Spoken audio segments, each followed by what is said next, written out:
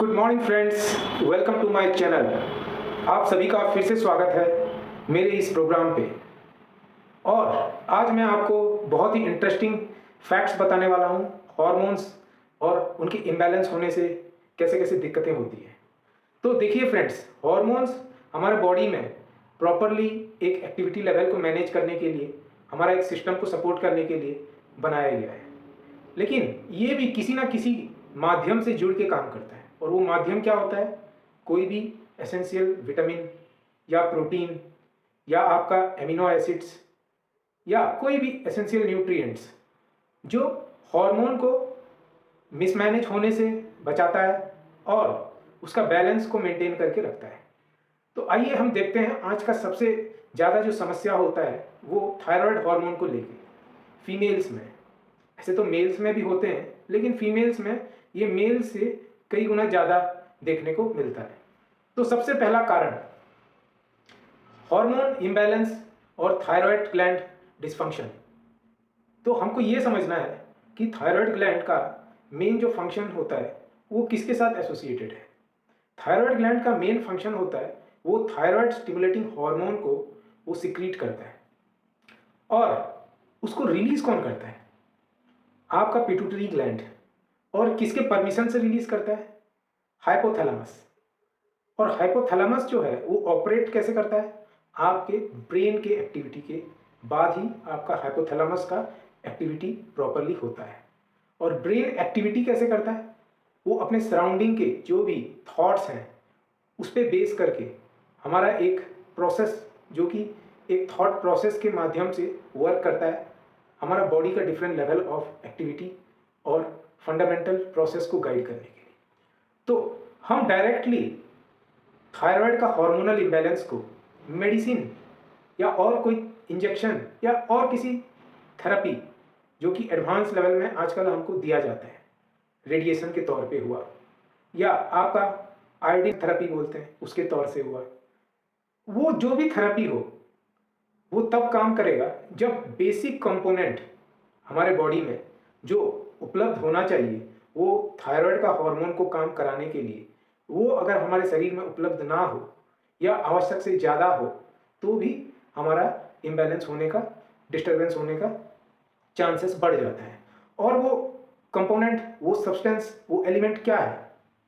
आपका ब्लड में serum iodine level अगर कम हो जाता है तो आपको हाइपोथायरॉयडिज्म होने का चांस है, और अगर एक्सेस हो जाता है तो हाइपरथायरॉयडिज्म होने का चांस होता है।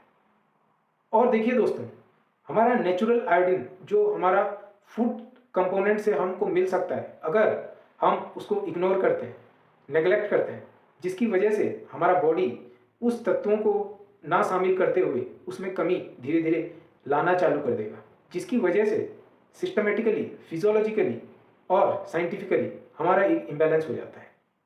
तो जहाँ हमारा ये मेन आयोडीन नाम का जो कंपोनेंट है वो अगर कम होने लगता है तो वहाँ पे हमारा थायराइड स्टिमुलेटिंग हार्मोन और उसके साथ साथ T3 ट्राई आयोडोथायरोनिन और T4 थायरॉक्सिन, इसका भी एक्टिविटी डिस्टर्ब होता है, इम्बैलेंस होता है। कोऑर्डिनेट होके सिंथेसिस होने के बाद, यूटिलाइज होके, सिक्रीट होके, उसके बाद वो फंक्शनलाइज हो नहीं पाता। तो इसके पीछे स्टेप बाय स्टेप बहुत सारे प्रोसीजर्स हैं, बहुत सारे फंक्शनल डिस्टर्बेंसेस जो कि क्रिएट होने के बाद हमको डिफरेंट सिम्टम्स के साथ बाइंड अप कर देते हैं। और जितना हम नेग्लेक्ट करते रहते हैं या किसी ना किसी तरीके से उसको मैनिपुलेट करते रहते हैं, हमारा बॉडी का नेचुरल मैकेनिज्म जो है धीरे धीरे करके डाउनफॉल करते जाता है। और एक बार कंटिन्यूसली वो समय को जो है निर्धारित करते हुए, वो संभावनाओं को झेलते हुए वो और कॉम्प्लिकेट होता है, तो उसमें हमारा प्रॉब्लम जो है एक नेक्स्ट लेवल में प्रोसीड करता हुआ नज़र आता है, जिससे कि हमको और कोई चीज़ में और कोई तरीका में उतना ज़्यादा समझ नहीं आता कि करें तो करें क्या। और हम डायरेक्ट जो भी एडवांस मेथड्स हैं, ट्रीटमेंट्स हैं या प्रोसीजर्स हैं, उनके ऊपर डिपेंड होके अपना एक कॉम्प्लिकेशन को जो है धीरे धीरे करके अटेन करते हैं। तो ये सब चीज़ें क्यों करना है? हमको एक दिनचर्या निर्धारित करना है, हमको खान पान का एक शेड्यूल बनाना है, टाइम टेबल फिक्स करना है, और जो कंपोनेंट, जो न्यूट्रिएंट्स, जो विटामिन, जो मिनरल्स या जो एसेंशियल फूड प्रोडक्ट्स हैं जो हमारे बॉडी को नेचुरली हार्मोन बैलेंस करने में हेल्प करता है और थायराइड को मेंटेन करके रेगुलेट करके फंक्शन करने में सहयोग करता है, वो सब चीज़ों को हम टाइम टू टाइम फोकस करके लेना चालू कर देंगे। तो इसमें क्या होगा, हमारा प्रॉब्लम, हमारा कॉम्प्लिकेशन और लॉन्ग टर्म जो एक डेफिशिएंसी होने के कारण क्रिटिकल सिचुएशन में हम चले जाते हैं जिसका कोई समाधान हमें इंस्टेंटली मिल नहीं पाता, वो सब चीज़ों को इनिशियली वो मैनेज करके कंट्रोल करने में हेल्प करता है। तो सबसे पहले हमें क्या करना है, सही समय में 6 से 8 घंटे नींद जो है वो प्रॉपर लेना चाहिए, जिससे कि हमें 1 से 1.5 घंटे का डीप स्लीप मिलेगा।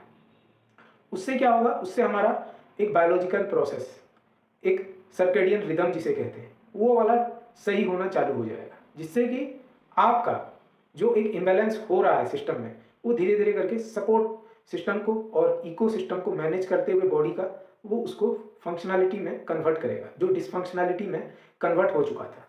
और एक बार उसका फंक्शन प्रॉपरली चैनल में स्टेप बाय स्टेप और प्रोसेस बाय प्रोसेस ये सब चीज़ों को सुधारने के बाद होना चालू हो गया, तो आपका संभावना जो है वो कॉम्प्लिकेशन को लेके हार्मोन के कारण वो कम होने लगेगा और आपको दवाइयों पे या और किसी प्रकार का एडवांस मेथड्स पे डिपेंड होना नहीं पड़ेगा इसको ठीक करने के लिए।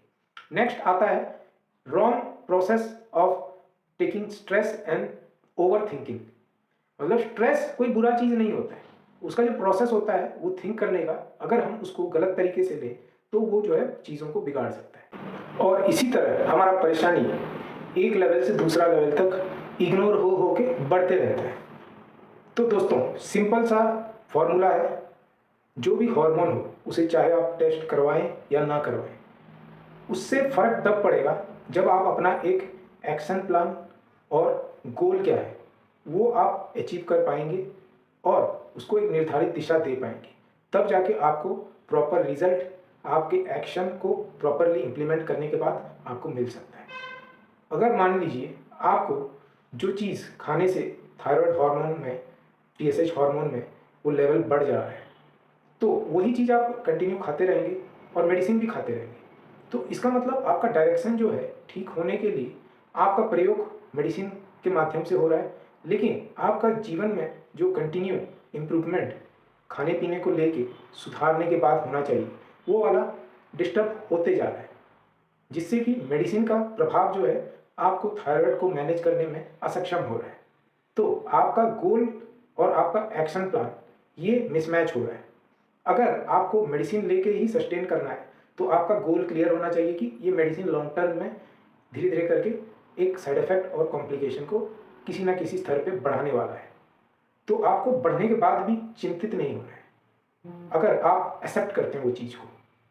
और दूसरा, अगर आप एक्सेप्ट ये करते हैं कि मेरे को मेडिसिन इनिशियली कुछ टाइम के लिए लेना है और ग्रेजुअली अल्टरनेट कुछ करके lifestyle changes, diet, food habit changes, sleeping pattern में चेंजेस और थॉट प्रोसेस में चेंजेस और स्ट्रेस को मैनेज करके इसको ओवरकम करना है, तो आप प्रैक्टिकली वो चीज़ कर रहे हो, उसको एक टाइम टेबल बनाओ और करने के बाद आपका जो सिम्टम में चेंजेस आ रहा था, जैसे वेट बढ़ रहा हो या कोई हेयर फॉल का सिम्टम्स हो रहे हो या स्किन ड्राइनेस, इचिंग, इरिटेशन हो रहा हो या आपका साइकोलॉजिकल जिसे हम कहते हैं कॉग्निटिव इम्पेयरमेंट, इम्बैलेंस हो रहा हो या डाइजेस्टिव सिस्टम में ट्रबल हो रहा हो, इंडाइजेशन हो रहा हो, कॉन्स्टिपेशन हो रहा हो या ब्लड में हीमोग्लोबिन की कमी होने के कारण एनीमिया हो रहा हो, तो किसी भी पार्ट में थायराइड डिस्टर्ब होने के कारण जो भी सिम्टम आते हैं, अगर वो आपके नेचुरल प्रोसेस को फॉलो करने से, लाइफस्टाइल चेंजेस को अडॉप्ट करने से धीरे धीरे सुधर रहे हैं, तो कितना लेवल में सुधर रहा है उसको आप मार्क कीजिए और उस हिसाब से आपको आगे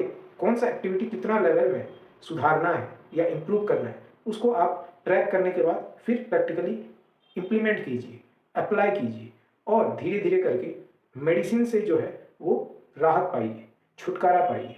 अगर आप सोचते हैं तुरंत मैं मेडिसिन छोड़ दूंगा और ये सब करना चालू करूंगा तो मेरे शरीर में हार्मोनल चेंजेस और बैलेंस होना चालू हो जाएगा, तो आप गलत हैं। आपको अल्टरनेट सपोर्ट देते हुए धीरे धीरे आपका बॉडी का जो डिपेंडेंसी है उसको रिड्यूस करते हुए और नेचुरल प्रोसेस में अडॉप्ट होके ग्रेजुअली इम्प्रूव करते हुए आपको ये स्टेप्स को फॉलो करना है। तब तक के लिए इस वीडियो में बने रहने के लिए दिल की गहराइयों से हृदयपूर्वक बहुत बहुत धन्यवाद।